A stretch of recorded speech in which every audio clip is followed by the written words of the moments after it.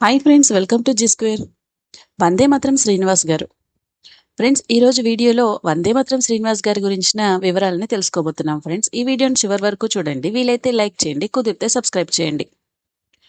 Telugu cinema గాయకుడు, గీతా రచయిత, సంగీత దర్శకుడు వందే మాత్రం శ్రీనివాస్ గారు.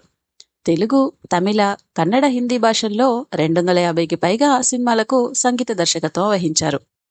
సినిమాలకే కాక టీవీ సీరియళ్లకు కూడా నేపథ్య సంగీతం అందించారు.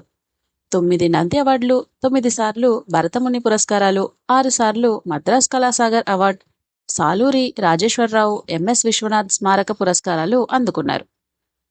టి కృష్ణ వందే మాతరం సినిమాలో వందే మాతర గీతం వరస మారుతున్నది అనే పాటతో నేపథ్య గాయకుడిగా పరిచయమయ్యారు వందే మాతరం శ్రీనివాస్ గారు. ఈ పాటతో తన పేరులో వందే మాతరం వచ్చి చేరింది. ఇతడు ప్రజానాట్య మండలిలో గాయకుడిగా ఉంటూ తదనంతరం ప్రజా ఉద్యమాల దర్శకుడిగా ప్రఖ్యాతి పొందిన ఆర్ నారాయణమూర్తి గారి సినిమాలతో వెలుగులోకి వచ్చారు.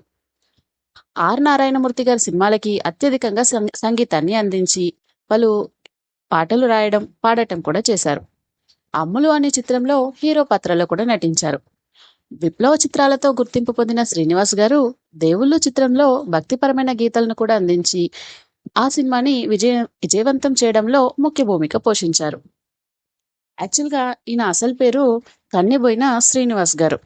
ఖమ్మం జిల్లా చింతకాని మండలం రామకృష్ణాపురం అనే గ్రామంలో ఓ పేద వ్యవసాయ కుటుంబంలో జన్మించారు. ఆయనకు చిన్నప్పటి నుంచి పాటలంటే ఆసక్తి ఉండేది. నెల్లూరులోని విఆర్ కాలేజ్లో న్యాయశాస్త్రం చదివారు. అంతేకాకుండా ఒసే రాములమ్మ, స్వయంవరం, దేవుళ్ళు సినిమాలకు గాను ఉత్తమ సంగీత దర్శకుడిగా నంది అవార్డును అందుకున్నారు. ఒరే రిక్షా, శ్రీరాములయ్య, దండకారణ్యం సినిమాలకు ఉత్తమ సంగీత గాయకుడిగా నంది అవార్డులు లభించాయి.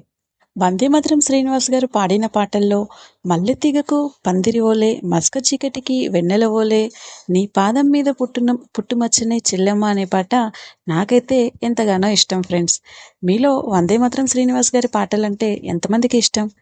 కామెంట్ బాక్స్లో కామెంట్ చేయండి. ఈ వీడియో మీకు నచ్చినట్లయితే లైక్ చేయండి, షేర్ చేయండి, సబ్స్క్రైబ్ చేయండి. Thank you for watching.